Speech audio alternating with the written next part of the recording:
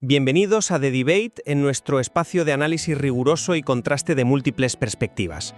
Hoy vamos a arrancar directamente con una cifra que, sinceramente, cuando la vi preparando el material empírico que vamos a analizar hoy, me dejó, bastante impresionado. $5.400. Que se dice pronto, fíjate. Es una barbaridad. Exacto. Ese es el importe exacto que una persona promedio gasta al año en compras no planificadas. Y para ponerlo en contexto, no estamos hablando de pagar el alquiler, ni de llenar la nevera con productos básicos. Hablamos puramente de ese fenómeno tan moderno del, añadir al carrito de forma impulsiva a altas horas de la noche. De esas compras dictadas por la sensación de «me lo merezco» o de caer en supuestas ofertas que parecen irresistibles. Claro, es que si lo divides, estamos hablando de más de $400 al mes en cosas que literalmente un minuto antes de verlas en la pantalla ni siquiera sabíamos que existían. Es una fuga de capital brutal para cualquier economía doméstica, desde luego. Totalmente. Y ese dato tan contundente nos obliga a plantearnos la pregunta central de nuestro análisis de hoy. Frente a esta epidemia del gasto, la pregunta ¿es el consumismo impulsivo fundamentalmente una vulnerabilidad neurobiológica y emocional intrínseca del individuo? ¿O estamos, por el contrario, ante la consecuencia directa de un diseño ambiental explotativo y sistemático dentro del comercio digital? Por mi parte, argumentaré que la raíz de este comportamiento, y consecuentemente su solución más realista, residen en la biología humana y en nuestra propia capacidad de regulación emocional interna. Al final del día, el problema empieza y termina en nuestra arquitectura cerebral. A ver, entiendo por dónde vas, pero yo sostendré que esa visión, aunque indudablemente relevante, resulta muy incompleta frente a la realidad estructural en la que operamos hoy en día.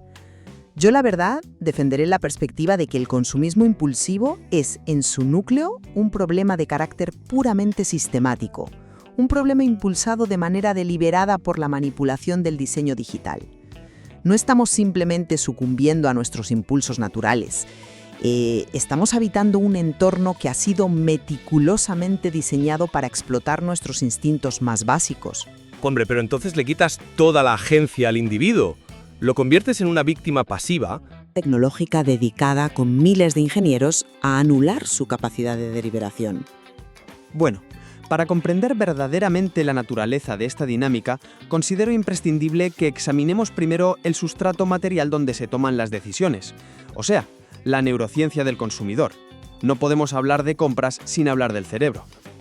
Adelante, expón tu caso empírico. Te escucho. Pues la investigación neurobiológica ha demostrado de manera concluyente cómo funciona nuestra mente en el acto de la adquisición.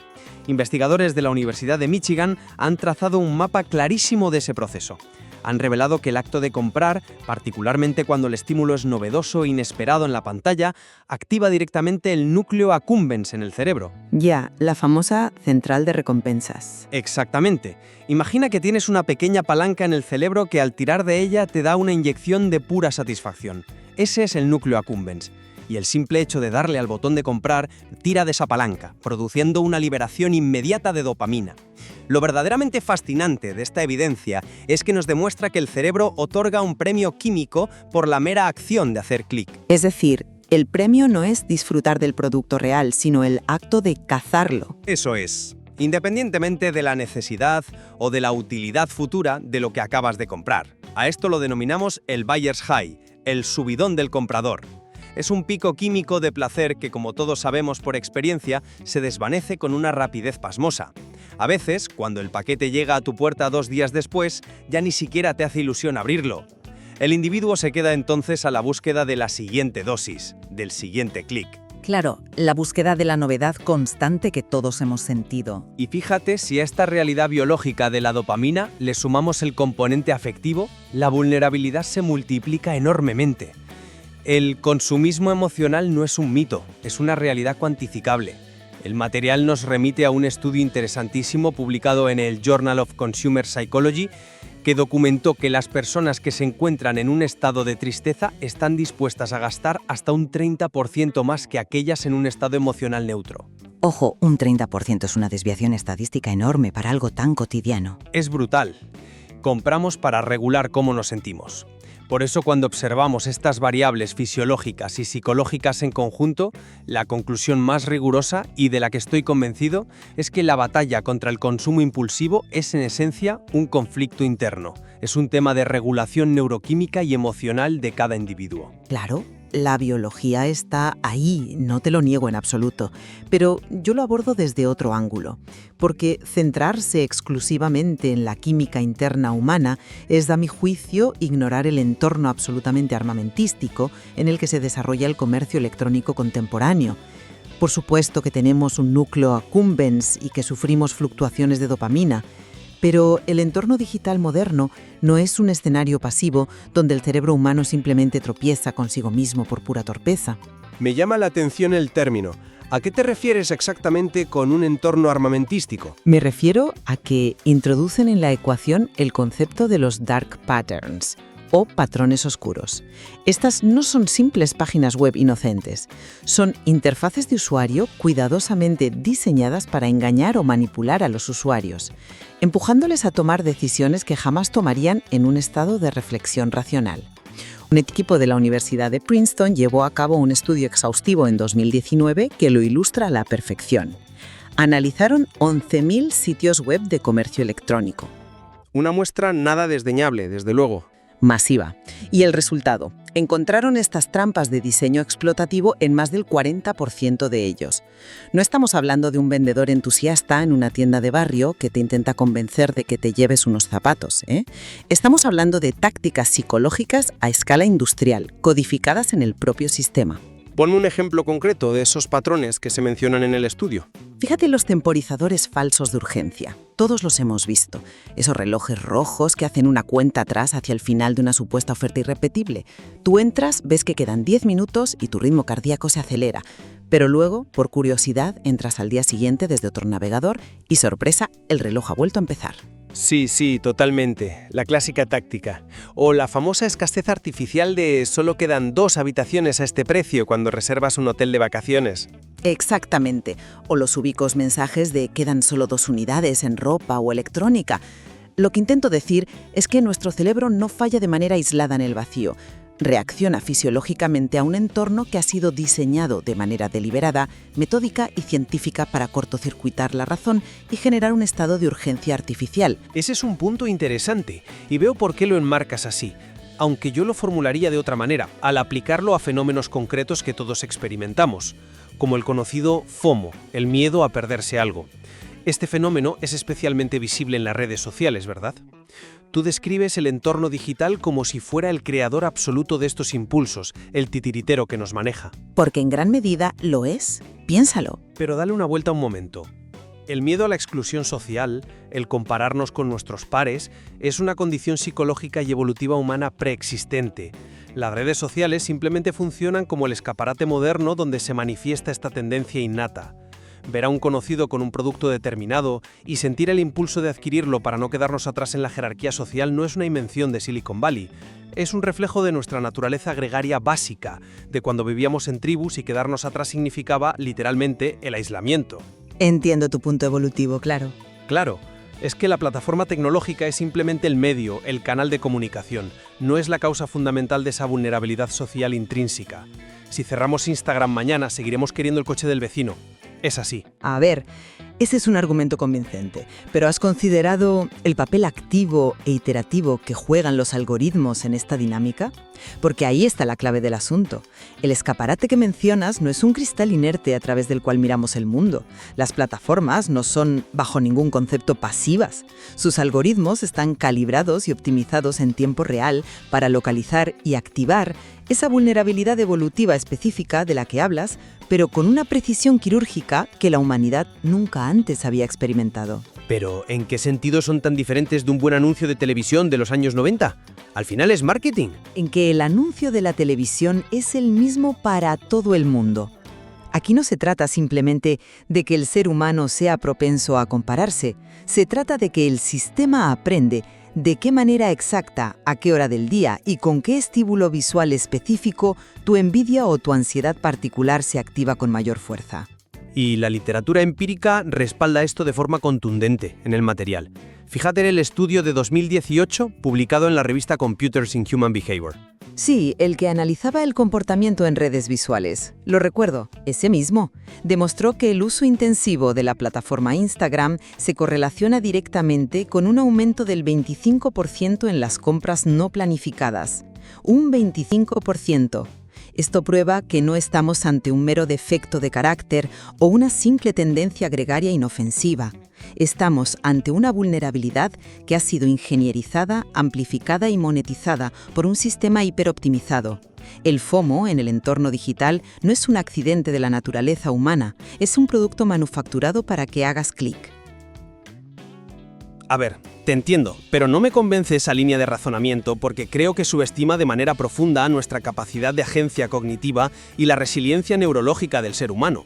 Frente a ese supuesto fatalismo sistémico que describes, donde somos poco menos que marionetas del algoritmo, yo defiendo la neuroplasticidad. No somos máquinas de respuesta automática. Pero actuamos como si lo fuéramos frente a estas pantallas. Esa es la realidad de los datos. En ocasiones sí, no te digo que no. Pero no nacemos con un nivel fijo e inamovible de autocontrol. La corteza prefrontal, que es el área de nuestro cerebro responsable de la planificación compleja, la toma de decisiones racionales y la regulación de la conducta impulsiva, opera de manera muy similar a un músculo. Cada vez que el individuo ejerce su voluntad y retrasa una gratificación, fortalece activamente esa región cerebral, y poseemos herramientas de regulación cognitiva extraordinariamente eficaces y comprobadas para entrenar ese músculo. Ya. Pero, ¿a qué herramientas te refieres exactamente? Porque la teoría del músculo suena fenomenal en el laboratorio, pero la práctica en el sofá a las 10 de la noche es otra historia. Consideremos la efectividad empírica de la regla de las 72 horas. La literatura empírica sobre el tema señala que, simplemente imponiendo una pausa de 3 días entre el estímulo inicial, ese fogonazo de dopamina del que hablábamos, y la decisión final de compra, entre el 60 y el 80% de los impulsos se evaporan por completo. Es fascinante. La emoción se enfría, el núcleo accumbens se relaja y la corteza prefrontal recupera el control de la situación. Es decir, meter el producto en el carrito y dejar enfriar la tarjeta de crédito. Exacto. Y más allá de esto, el material nos ofrece estrategias de agencia personal sumamente poderosas. Me encanta, por ejemplo, el concepto de presupuesto de impulsos, articulado por el educador financiero Ramit Sethi. Consiste en canalizar nuestra naturaleza en lugar de reprimirla constantemente, asignando una cantidad mensual fija, digamos 50 euros, exclusivamente para caprichos libres de culpa. Ah, una forma de domesticar el impulso sin prohibirlo, como una válvula de escape. Eso es. También podemos emplear listas de anticompras que gamifican la retención del dinero, apuntando lo que no compramos para ver cuánto hemos ahorrado visualmente. O utilizar filtros cognitivos estrictos como esa maravillosa pregunta que se plantea en el texto. ¿Cambiaría este producto por su valor exacto en dinero en efectivo ahora mismo en mi mano? Si la respuesta es no, no lo compras. Estas soluciones demuestran que, con el conocimiento y el entrenamiento adecuado, el individuo tiene el poder absoluto de vencer la manipulación del entorno. A ver, entiendo por qué piensas eso.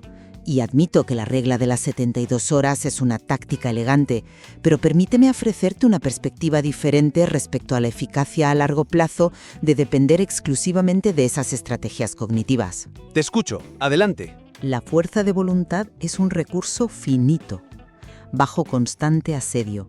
Sufre lo que los psicólogos denominan fatiga de decisión. Yo cuestiono respetuosamente la viabilidad de exigir al individuo que dependa únicamente de su musculatura prefrontal, como tú la llamas, frente a sistemas informáticos que están siendo optimizados 24 horas al día por los mejores ingenieros del mundo. Las herramientas cognitivas que mencionas son valiosas, por supuesto, pero la herramienta verdaderamente poderosa que se extrae del análisis de este material no es cognitiva, es puramente estructural. ¿Estructural en qué sentido? ¿Cambiar nuestro entorno físico? Exactamente. Me refiero a la fricción. Si observamos con detenimiento, el verdadero antídoto contra el consumismo impulsivo radica en alterar el entorno en el que nos movemos. Hablamos de acciones mecánicas concretas. Borrar sistemáticamente las tarjetas de crédito almacenadas en las aplicaciones de compra, desactivar de raíz las notificaciones de los dispositivos y, directamente, desinstalar las tiendas virtuales de nuestros teléfonos móviles. Introducir pasos intermedios, obligar al cerebro a trabajar. Claro, El botón de compra en un clic es objetivamente el verdadero enemigo en esta dinámica. ¿Por qué existe? Su propósito explícito es eliminar el espacio temporal que, como tú bien indicabas con tu regla de las 72 horas, necesita la corteza prefrontal para actuar. Si no interponemos obstáculos físicos y de diseño entre el estímulo de la pantalla y la transacción bancaria, confiar en que el individuo agotado a las 11 de la noche tras un día de trabajo recordará aplicar el filtro de Ramit-Sethi es francamente una expectativa poco realista frente al inmenso poder de la arquitectura digital actual. Hombre, entiendo que la fricción ayuda, pero si nos detenemos a analizar el alcance real de las consecuencias de este fenómeno, veremos que la responsabilidad vuelve a recaer indudablemente en el ámbito individual y en la acumulación de microdecisiones personales. No podemos externalizar siempre la culpa en el diseño o en los ingenieros. Cierto, pero cuando examinamos los datos financieros del material, observamos que las consecuencias del consumismo impulsivo se manifiestan de manera abrumadora en la escala microeconómica. El material subraya un hecho sumamente revelador sobre la salud financiera de las nuevas generaciones. La principal causa de deuda en tarjetas de crédito entre los ciudadanos menores de 35 años no está impulsada por eventos sistémicos incontrolables, emergencias médicas graves o por la adquisición de grandes bienes como un coche. Sino por la muerte por 1000 cortes, supongo. Literalmente. Está impulsada por gastos pequeños, repetidos, casi invisibles en el día a día. Compras de 15 euros aquí, de 20 allá. Estamos hablando de compras triviales acumuladas que, silenciosamente, hunden la salud financiera del individuo a fin de mes. Esto evidencia que el impacto real, el daño tangible que arruina el bolsillo de una persona joven, se deriva de una suma de decisiones personales y perfectamente evitables. La fricción estructural que tú propones puede ser muy útil como andamio temporal, pero al final del día, quien desliza el dedo por la pantalla, quien autoriza el pago en su banco y decide no aplicar un filtro cognitivo, es el individuo. El problema, y su consecuencia más directa, radica en la falta de disciplina financiera personal y de conocimiento sobre cómo operan esas pequeñas filtraciones en nuestra propia economía doméstica. Lo siento, pero yo simplemente no compro ese argumento. Reducir las consecuencias de este inmenso ecosistema tecnológico a un mero problema de educación financiera individual para menores de 35 años es perder de vista la magnitud verdaderamente asombrosa de este fenómeno. Son los datos de la deuda, de las tarjetas, ojo, no me lo estoy inventando. Y no dudo de esos datos en absoluto, pero permíteme elevar el debate hacia las consecuencias macroeconómicas y ecológicas que recoge el material, porque demuestran la implacable escala sistémica del problema. No podemos mirar solo el bolsillo del individuo. Los datos del Programa de las Naciones Unidas para el Medio Ambiente del año 2019 son demoledores y revelan que solamente la industria de la fast fashion, la moda rápida, genera 92 millones de toneladas de residuos textiles cada año. Madre mía, 92 millones de toneladas. Es difícil hasta visualizarlo. Exacto. Detengámonos un momento en esa cifra monumental. Son montañas enteras de ropa que en gran parte de los casos se ha utilizado apenas un par de veces. Producto puro y duro de ese impulso dopamínico generado en la pantalla del que hablábamos antes. Una crisis ambiental e industrial de esta magnitud colosal nos proporciona la prueba irrefutable de que todo un modelo de negocio multinacional está cimentado en la explotación agresiva de la impulsividad humana. Ese nivel de extracción de recursos, de uso de agua, de energía y de generación masiva de vertederos no puede despacharse intelectualmente como una simple falta de disciplina de una cohorte de jóvenes con tarjetas de crédito. Entiendo la escala, por supuesto, pero al final alguien compra esa camiseta. El dedo que pulsa la pantalla es humano. Claro, pero es el diseño intrínseco de una industria entera que requiere como condición sine qua non para su supervivencia financiera que el consumidor fracase constantemente en sus intentos de autocontrol. La industria de la moda rápida quebraría mañana si todos aplicáramos tu regla de las 72 horas. Por tanto, la escala del daño global demuestra la escala de la intencionalidad del sistema. No es un fallo del individuo, es un modelo de negocio que parasita la impulsividad. A ver, es un argumento de peso, sin duda. Pero si sintetizamos el núcleo de mi postura tras este enriquecedor intercambio, debo reafirmar que la solución más pragmática y realista que tenemos a mano hoy ante este escenario pasa inevitablemente por la educación y el fortalecimiento cognitivo. Al empoderar al individuo mediante la comprensión profunda de su propia biología, explicándole de forma sencilla cómo funciona su núcleo accumbens, cómo opera la trampa de la dopamina y la tremenda influencia de su estado emocional en su billetera, le devolvemos la capacidad de agencia.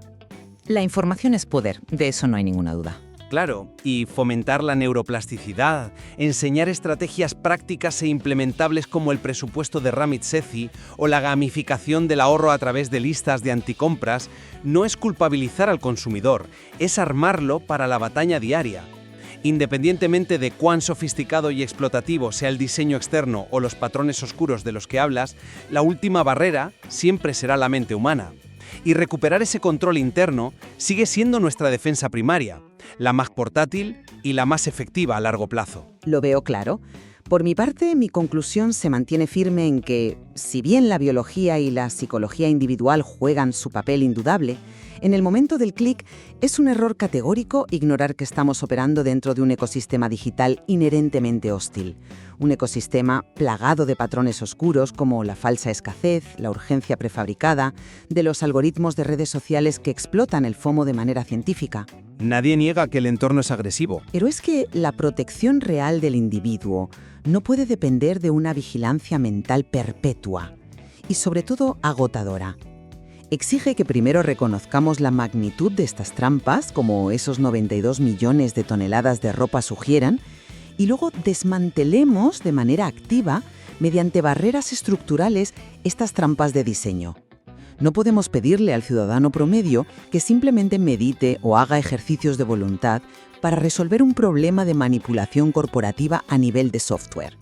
Pese a nuestra clara divergencia en el enfoque fundamental sobre dónde reside verdaderamente el peso del problema, me parece sumamente valioso reconocer un punto de convergencia estupendo que emana claramente del material analizado a lo largo del debate. La fricción es, sin lugar a duda, nuestra mayor aliada. Hombre, completamente de acuerdo en eso. Ya sea que entendamos esa fricción como el espacio temporal necesario para permitir que nuestro cerebro racional y la corteza prefrontal puedan intervenir y enfriar la emoción antes de la compra, como tú sugieres, o que la veamos como el escudo arquitectónico indispensable de borrar tarjetas y apagar notificaciones contra un diseño deliberadamente explotativo, como defiendo yo. La conclusión práctica para quien nos escucha es idéntica. Exacto. La introducción consciente y sistemática de obstáculos entre el deseo repentino y el clic de compra es lo que en última instancia salva tanto nuestras economías personales como nuestros recursos globales. Así es. Aunque, naturalmente, nuestro desacuerdo intelectual persiste respecto a si el peso principal de la responsabilidad debe recaer primordialmente en el individuo y en su deber de cultivar esa resiliencia mental y fortaleza cognitiva, o si la urgencia real es cuestionar, regular y transformar la ética del diseño subyacente en la tecnología de consumo moderna. Es el eterno y complejo equilibrio entre el deber individual y la responsabilidad del sistema macroeconómico. Lo cual subraya de forma sumamente elocuente la profunda complejidad inherente al comportamiento del consumidor contemporáneo. Fíjate que comprender al mismo tiempo nuestra propia química interna, tan antigua, tan evolutiva y vulnerable, y ponerla en conjunción con la sofisticada maquinaria de manipulación externa de Internet que nos rodea hoy, nos ofrece una apreciación muchísimo más rica, profunda y matizada de por qué demasiadas veces terminamos adquiriendo bienes que objetivamente no necesitamos para nada. Sin duda alguna. Este nivel de análisis demuestra que el material que hemos examinado hoy posee múltiples capas adicionales. Hay muchísimo más jugo que sacarle y nos ofrece enormes áreas por explorar en relación con nuestros hábitos digitales diarios, nuestra psicología evolutiva más profunda y, en última instancia, nuestra conducta financiera. Hay un vasto terreno de estudio que aquí apenas hemos comenzado a desgranar. Totalmente de acuerdo, compañera. Y como es nuestra costumbre invariable en este espacio de reflexión compartida, no estamos aquí para emitir un veredicto definitivo, ni para coronar una de las dos posturas como la poseedora de la verdad absoluta. Faltaría más. Esa no es nuestra labor. Así es. Invitamos a todos los que nos acompañan a ponderar estas dos perspectivas que hemos expuesto hoy. Sopesen los argumentos biológicos de la dopamina, compárenlos con los argumentos sistémicos del diseño digital y formulen sus propias conclusiones sobre cómo interactuarán con su entorno tecnológico a partir de mañana. Ha sido un análisis sumamente estimulante. Hasta la próxima ocasión.